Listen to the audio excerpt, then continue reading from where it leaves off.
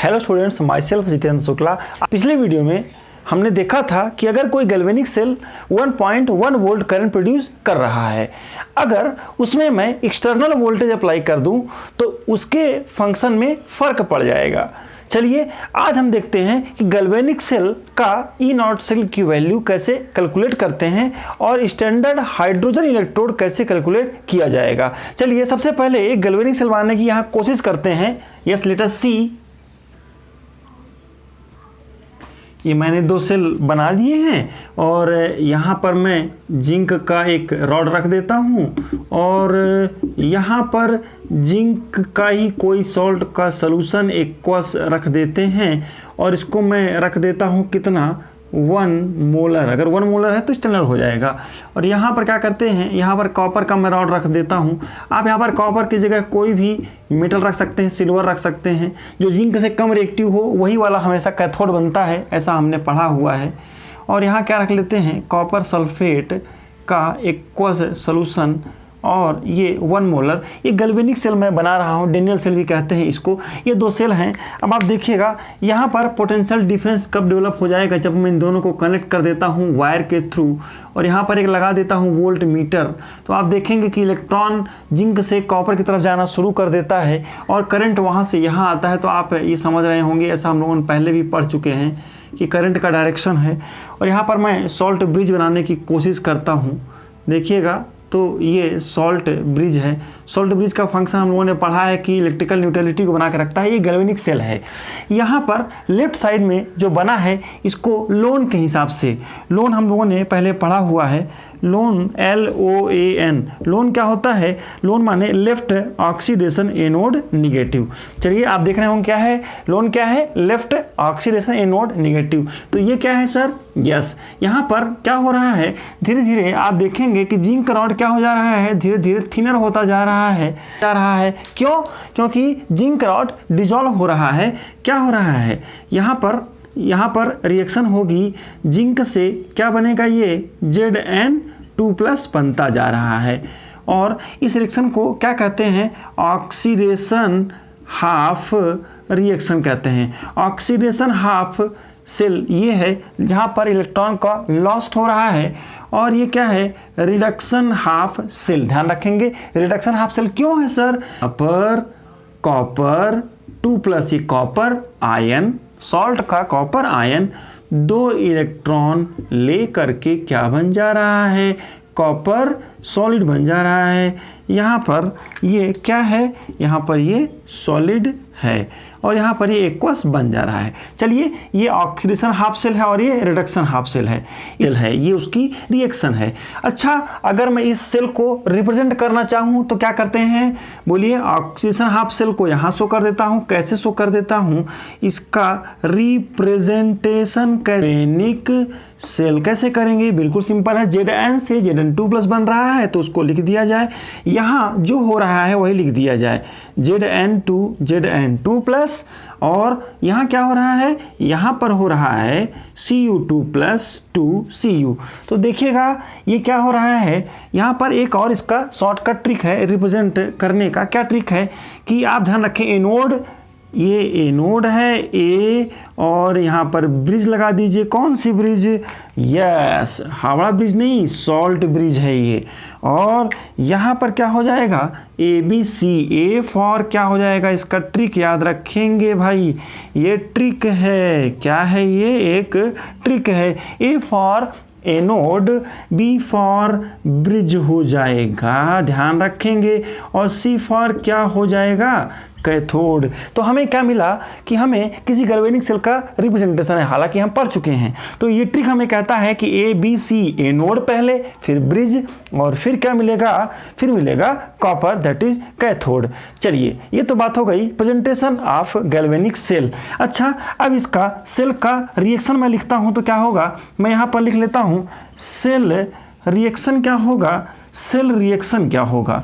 चलिए जल्दी से देखिएगा। पहले मैं लिखता हूँ मैं, यस, मैं लिखता हूँ Zn क्या बन जा रहा है, Zn2+ बन रहा है और 2 इलेक्ट्रॉन। ये कैसी रिएक्शन है सर, यस, ये ऑक्सीडेशन हाफ रिएक्शन है, यस। और फिर क्या लिखते हैं, यहाँ पर लिखते हैं सर Cu2 प्लस 2 इलेक्ट्रॉन क्या बनाएगा, Cu बनाएगा। क्यों सर, ये दो देखिए इलेक्ट्रॉन में नेगेटिव चार्ज होता है, जब कोई पॉजिटिव चार्ज इलेक्ट्रॉन लेता है तो क्या बन जाता है, वो न्यूट्रल बन जाएगा। तो आप देखेंगे कि Cu2 प्लस इलेक्ट्रॉन लेकर के न्यूट्रल बन गया। अच्छा जिंक क्या हुआ, जिंक इलेक्ट्रॉन दे करके पॉजिटिव बन गया। जब कहीं से इलेक्ट्रॉन जाता है तो पॉजिटिव चार्ज डेवलप हो जाता है, और जब कहीं पर इलेक्ट्रॉन आता है तो या तो वो न्यूट्रल हो जाता है और या तो उसमें नेगेटिव चार्ज डेवलप हो जाता है। क्योंकि यहाँ पर 2 पॉजिटिव चार्ज था, 2 इलेक्ट्रॉन लेकर के ये कैसा हो गया, न्यूट्रल हो गया। अच्छा इस रिएक्शन को क्या कहते हैं, इस रिएक्शन को हम लोग नाम दे देते हैं reduction half reaction. Half cell reaction है ये। ओवरऑल रिएक्शन क्या होगी इसकी, जल्दी से देखिएगा।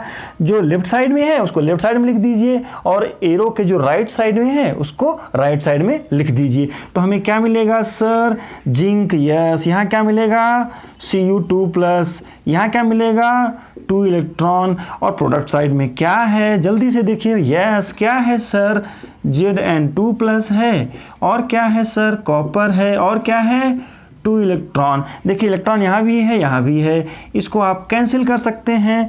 तो ओवरऑल रिएक्शन क्या हो जाएगी, आप इसको चाहे तो ना लिखें, आप ओवरऑल रिएक्शन कैसे लिखेंगे, Zn प्लस Cu2 प्लस, और क्या बनाएगा, यस Zn2 प्लस, और यहाँ क्या मिलेगा, कॉपर सॉलिड। ये सॉलिड के फॉर्म में है, यस। तो एक खास बात देखिएगा, यहाँ पर ये ओवरऑल सेल रिएक्शन है। ये वाली रिएक्शन क्या कहलाती है, ओवरऑल सेल रिएक्शन। इसमें आप लिख लीजिएगा क्या रिएक्शन, इसको रेडॉक्स रिएक्शन भी कहते हैं। ध्यान रखेंगे अगर कभी ऐसा दिया है तो आप इससे सेल रिप्रेजेंट करने की कोशिश करें। ऐसे क्वेश्चन भी आते हैं कि कभी कभी आपको, फिर से समझिएगा, सेल रिएक्शन देता है और आपको सेल को रिप्रेजेंट करना है। कभी कभी ऐसा क्वेश्चन आता है कि सेल का रिप्रेजेंटेशन दिया होता है और आपको सेल रिएक्शन लिखना है। एक क्वेश्चन मैं यहाँ पर दे रहा हूँ, आप उसको करने की कोशिश करेंगे। और एक्वस 1 मोलर का है ये सोल्यूशन Fe2 प्लस का यहाँ पर जो रखा है मान लीजिए, या Zn2 प्लस का कितना है 1 मोलर, तो आप ऐसे भी लिख सकते हैं, है ना। इसको भी अलग तरीके से मैं एक रिप्रेजेंट करूँगा अभी। देखिएगा यहाँ क्या कैसा है, एक्वस है, सब स्क्रिप्ट के फॉर्म में लिख लीजिएगा 1 मोलर और Cu हो गया। ये क्वेश्चन है। एक क्वेश्चन मैं और यहाँ पर देने की कोशिश करता हूँ। ये मैंने यहाँ पर क्वेश्चन लिख दिया है कि जैसे Fe से क्या बन जा रहा है, Fe2 प्लस, और Cu2 प्लस से Cu बन रहा है। तो इसका आप सेल रिएक्शन लिखेंगे, पहले इसका हाफ सेल रिएक्शन लिखेंगे और फिर ओवरऑल रिएक्शन लिखेंगे। चलिए और एक क्वेश्चन है, एक क्वेश्चन ये है कि आप कमेंट बॉक्स में मुझे बताएंगे, है ना, name the anode, name the anode. इस वाले सेल का एनोड किसका बना हुआ है, एनोड, जल्दी इसको मेंशन करेंगे कमेंट बॉक्स में। Name the anode of second cell, इस एनोड। तो आप लिखेंगे नेम ऑफ एनोड इज क्या है, तो वो लिख देंगे आपको जो समझ में आता है। चलिए मिलते हैं। चलिए ये तो बात हो गई कि सेल का रिप्रेजेंटेशन और इससे रिलेटेड टॉपिक्स का। आगे चलते हैं, इसी को आप और अच्छे तरीके से कैसे रिप्रेजेंट कर सकते हैं, इसको मैं यहाँ पर मिटा कर, से आप इसमें लिखें Cu2 प्लस। एक्वा सोल्यूशन है तो इसका कंसंट्रेशन भी लिखें, और एक्वस है तो आप लिख सकते हैं यहाँ पर, तो ज़्यादा अच्छा माना जाता है। IUPAC कहता है कि आप सॉल्ट का कंसंट्रेशन भी लिखें। सर आप इसको क्यों लिखवा रहे हैं, ये भी तो अच्छा ही था, ये भी तो अच्छा तरीका है, तो इसको लिखने का क्या तरीका, क्या फ़ायदा है। किसी सेल का इलेक्ट्रोड पोटेंशियल उसके कंसंट्रेशन ऑफ सॉल्ट पर भी डिपेंड करता है। हालांकि कुछ और भी फैक्टर है जिससे इलेक्ट्रोड पोटेंशियल पर फ़र्क पड़ता है, लेकिन यहाँ कंसंट्रेशन पर फ़र्क पड़ता है। इसीलिए जब किसी सॉल्ट का कंसंट्रेशन 1 मोलर हो और टेम्परेचर 298 केल्विन हो, उसको स्टैंडर्ड इलेक्ट्रोड पोटेंशियल कहते हैं। चलिए उसके बारे में समझने की कोशिश करते हैं। ये आगे देखते हैं, E0 सेल कैसे निकाला जाता है, of cathode minus E0 of anode. आप इसको ऐसे भी लिख सकते हैं, कैसे sir, E0 of R minus E0 of L। R for right, L for left, right पहले और फिर लेफ्ट। E0 सेल की वैल्यू हमेशा ऐसे निकाली जाती है। इससे बारे में हम हालांकि डिस्कस कर चुके हैं। एक और बात देखिएगा, ये E0 सेल क्यों लिखा जाता है, E0 सेल का मतलब क्या है, यहाँ पर हम समझने की कोशिश करते हैं। E0 सेल और पोटेंशियल डिफरेंस, यहाँ क्या लिखते हैं, पोटेंशियल डिफरेंस। देखिएगा ये क्या कहता है, तो समझने की कोशिश करेंगे इन दोनों में क्या फ़र्क है। ई नॉट सेल क्या होता है, जब किसी सेल में When no current is taken from the cell, जैसे यहाँ पर एक सेल है, इस सेल में से अगर मैं कोई करंट विड्रॉ नहीं कर रहा हूँ, मतलब कोई बल्ब नहीं जल रहा है, कोई फैन नहीं चल रहा है इससे, कोई इंस्ट्रूमेंट मैं इस बैटरी को यूज नहीं कर रहा हूँ, ऐसे कंडीशन में जब किसी गैल्वेनिक सेल से या किसी सेल से मैं करंट नहीं ले रहा हूँ, तो that is called it's E not cell, that is EMF भी कहते हैं इसको। क्या कहते हैं इसको? ई नॉट सेल को EMF भी कहते हैं। और इलेक्ट्रोड पोटेंशियल डिफरेंस क्या होता है? Potential difference is not calculated at standard condition, ये ध्यान रखेंगे, है ना। चलिए एक और बात का ध्यान रखेंगे, क्या ध्यान रखेंगे कि ये इसका that is E not cell किसी सेल का मैक्सिमम पोटेंशियल डिफरेंस होता है, मतलब कोई सेल मैक्सिमम इतना वोल्ट ही करंट प्रोड्यूस कर सकता है। लेकिन पोटेंशियल डिफरेंस क्या है? जैसे कोई बैटरी है और आप आज ही नई बैटरी खरीद के लाए हैं बाजार से और 2-4-10 दिन यूज़ कर लिए हैं, तो क्या होगा? तो आप देखेंगे कि उसका धीरे धीरे कैपेसिटी कम होता जाएगा। तो स्टूडेंट्स, हमने क्या देखा कि ये maximum current produce by any cell होता है और पोटेंशियल डिफरेंस क्या होता है? Yes, it's different values. आगे चल, ये तो हो गई कि ई नॉट सेल और पोटेंशियल डिफरेंस में क्या डिफरेंस होता है। अच्छा, एक और चीज़ देखते हैं, ई नॉट सेल की जो वैल्यू होती है इन स्टैंडर्ड, इसका मतलब होता है स्टैंडर्ड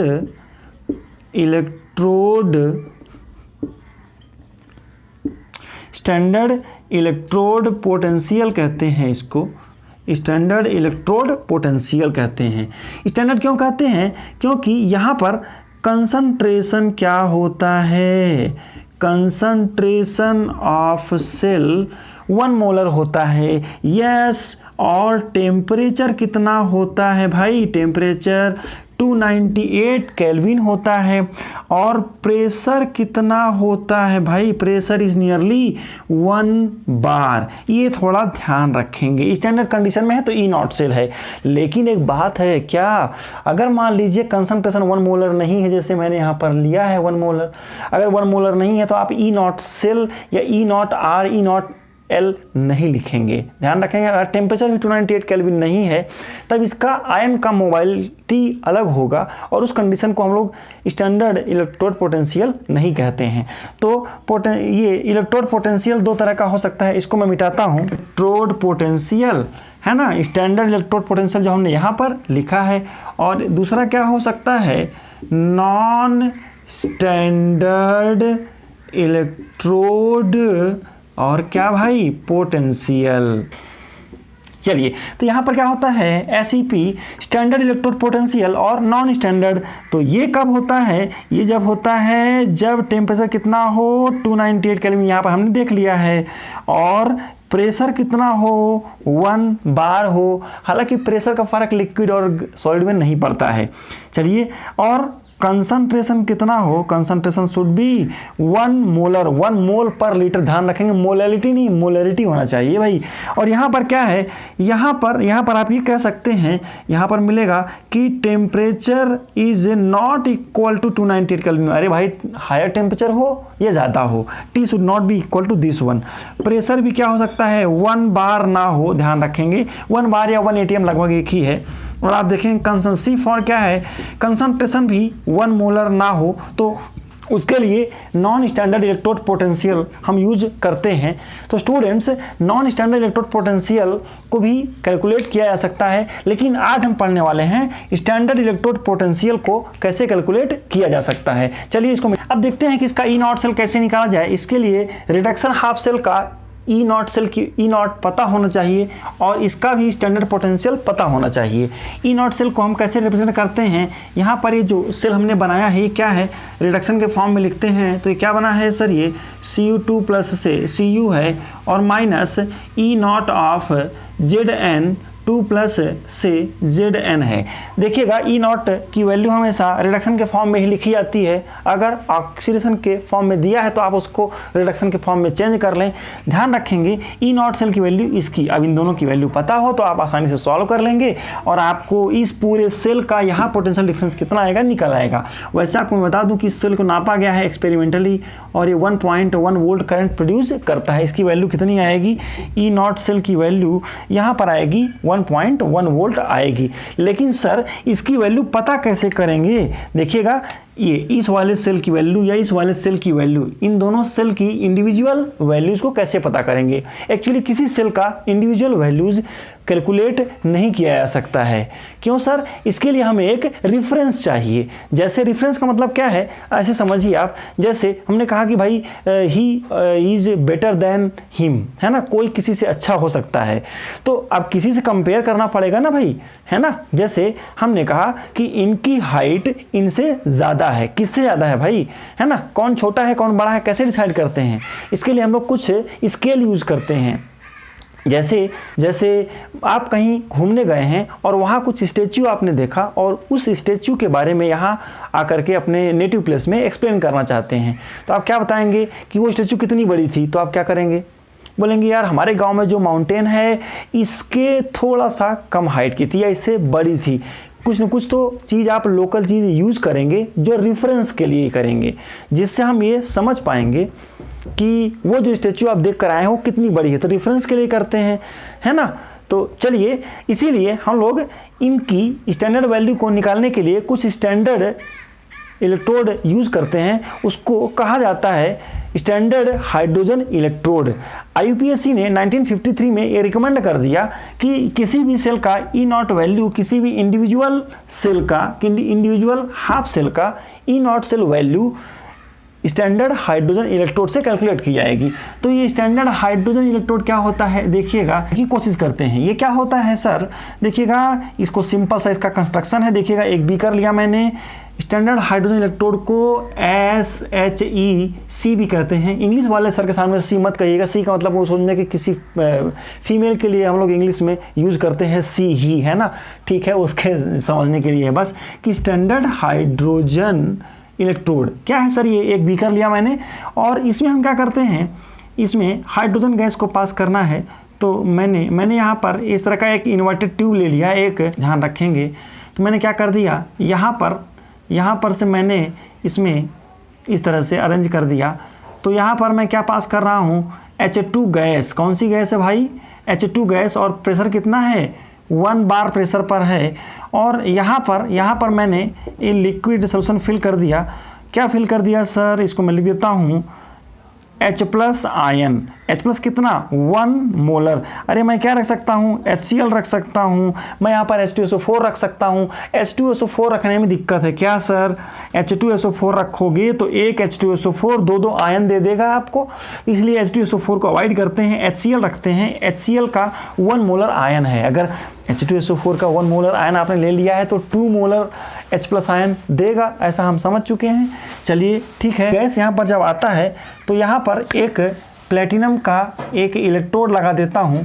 किसका भाई? प्लेटिनम का। प्लेटिनम बहुत कम रिएक्टिव होता है, एक यूनिट इलेक्ट्रोड का काम करता है, ऐसा हम लोगों ने पढ़ा है। ये प्लेटिनम कोटेड है, प्लेटिनम का नहीं है। प्लेटिनम बहुत कॉस्टली होता है, इसीलिए हम लोग इसको कोटेड यूज़ करते हैं। आप चाहे तो प्लेटिनम भी यूज कर सकते हैं। तो ये क्या है सर? ये प्लेटिनम, PT माने प्लेटिनम बहुत लेस रिएक्टिव मेटल होता है। प्लेटिनम कोटेड शीट है ये सर। ये क्या करता है? ये सरफेस प्रोवाइड करता है कि आसानी से रिएक्शन हो जाए। किसका? इस HCl का रिएक्शन इस मेटल प्लेट से हो सके। समझिएगा ये एक इलेक्ट्रोड हो गया। अब इसको रिप्रेजेंट कैसे किया जाएगा आप समझने की कोशिश करेंगे। इसको रिप्रेजेंट करने का तरीका हमने कहा भाई कि इसका रिप्रेजेंटेशन कैसे करेंगे। तो ध्यान से देखिएगा, मैंने प्लेटिनम का एक सब्सटेंस लिया है, सॉलिड प्लेटिनम सॉलिड लिया है और फिर इस पर क्या पास कर दिया? H2 गैस पास कर दिया। यस। और फिर वो क्या बन गया?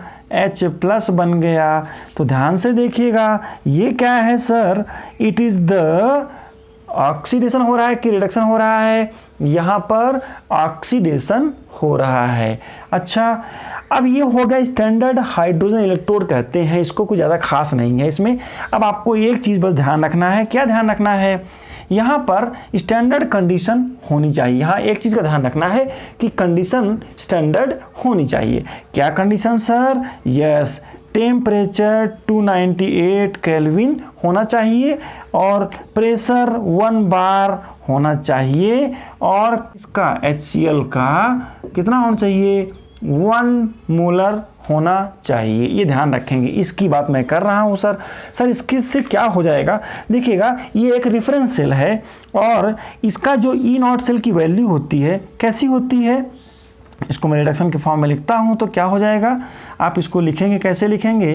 तो इसको मैं लिखता हूँ यहाँ पर इस सेल को कि इसका E0 H+ से H2 और P2 इसकी वैल्यू कितनी होती है? 0 ले लेते हैं हम लोग। फिर से देखिएगा, इस वाले सेल की वैल्यू कितनी ले लेंगे? 0 लेंगे। अब आपको मान लीजिए किसी सेल का इलेक्ट्रॉन पोटेंशियल निकालना है, तो जिसको भी निकालना है लेफ्ट साइड में हमेशा इसको रखेंगे हाइड्रोजन को, और राइट साइड में जिसका कैलकुलेट करनी है वैल्यू उसको रख लेते हैं। चलिए, यही सेल मैं यहाँ रख लेता हूँ। मान लीजिए मैं यहाँ पर मिटा देता हूँ इसको और यहाँ पर ये वाला सेल निकालता हूँ, तो मुझे इस वाले सेल का, फिर से देखिएगा, मुझे इस वाले सेल का E0 सेल वैल्यू निकालनी है। तो यहाँ पर मैं क्या लगाऊंगा? लेफ्ट साइड में हाइड्रोजन इलेक्ट्रोड लगा देता हूँ। मान लीजिए ये एक हाफ सेल है, ऐसा हमने पढ़ा था कि ये एक हाफ सेल है और इसका स्टैंडर्ड इलेक्ट्रोड पोटेंशियल निकालना है, E0 वैल्यू निकालनी है। तो इसको मैं राइट साइड में रखूंगा और हमने ऐसा डिस्कस किया है आपसे। यहाँ क्या सर करेंगे? यहाँ पर लेफ्ट साइड में मैं हाइड्रोजन इलेक्ट्रोड बना देता हूँ, स्टैंडर्ड हाइड्रोजन इलेक्ट्रोड बना देता हूँ। यहाँ पर क्या करना पड़ेगा? एक वायर में कनेक्ट कर देता हूँ। कितना? ये प्लेटिनम का कोटेड वायर है और इस तरह का एक मैंने यहाँ पर एक प्लेट लगा दिया है। सर ये है क्या? बिल्कुल से सिंपल सा है, कुछ खास नहीं है। ये क्या है सर? ये प्लेटिनम वायर है। क्या है यार? ये प्लेटिनम वायर है और प्लेटिनम कोटेड शीट है ये।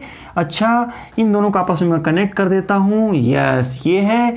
और आप देखिएगा, इसको यहाँ से कनेक्ट करता हूँ और ये पोटेंशियल डिफरेंस है। अब आप ध्यान से देखिएगा, इस वाले सेल का, इस सेल का एनोड सेल की जो वैल्यू है, देखिएगा लोन हमारा क्या कहता है? आपको याद होगा LOAN, लोन के बारे में हम पढ़ चुके हैं। तो लोन क्या कहता है? Left oxidation anode negative. अब ध्यान से देखिएगा, इस वाले सेल की जो वैल्यू है, ध्यान से देखिएगा, ये क्या है सर? ये एनोड है और ये क्या है?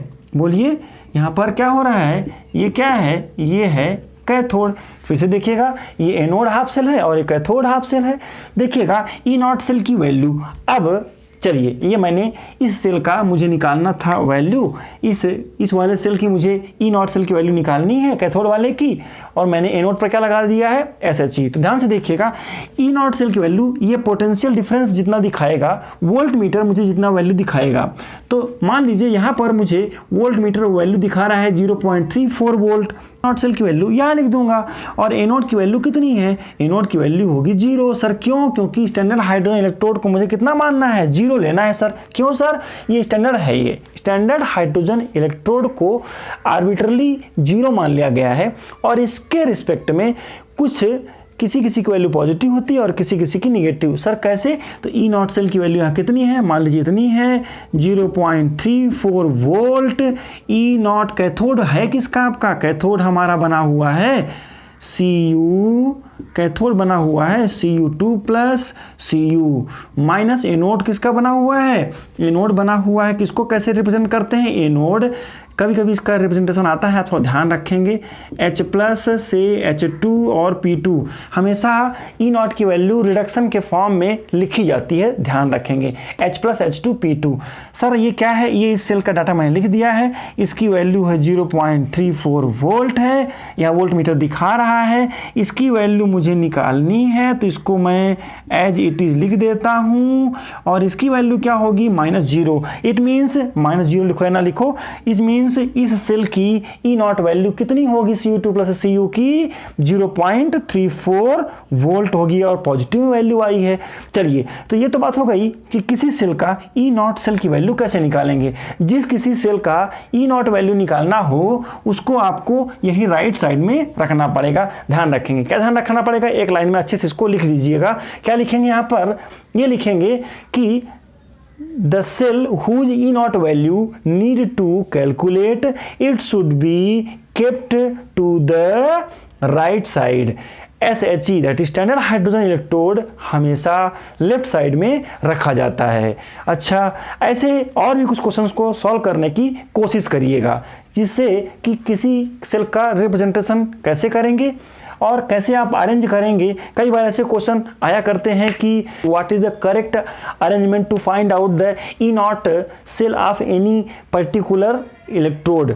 तो उसके लिए हमें ध्यान रखना है कि लेफ्ट साइड में हमेशा SHE को रखते हैं और राइट साइड में जिसकी वैल्यू निकालनी हो उसको रखा करते हैं। चाहे आप कॉपर रख लें, अब यहाँ पर जिंक को रखेंगे। अब मान लीजिए मैंने यहाँ पर क्या कर दिया, मैंने यहाँ पर जिंक को रख दिया, तो यहाँ पर ये वैल्यू 0 ही होगी, और यहाँ पर आपने जिंक ले लिया है तो जो यहाँ वैल्यू आएगी वो जिंक का हो जाएगा, आयरन का हो जाएगा।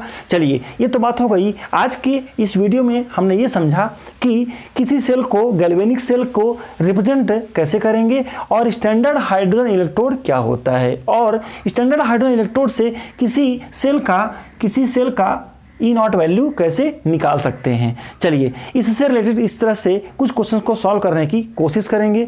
चलिए, मिलते हैं अगले क्लास में। हम पढ़ने की कोशिश करेंगे कि E0 सेल का और क्या एप्लीकेशन है, क्या यूजेज है।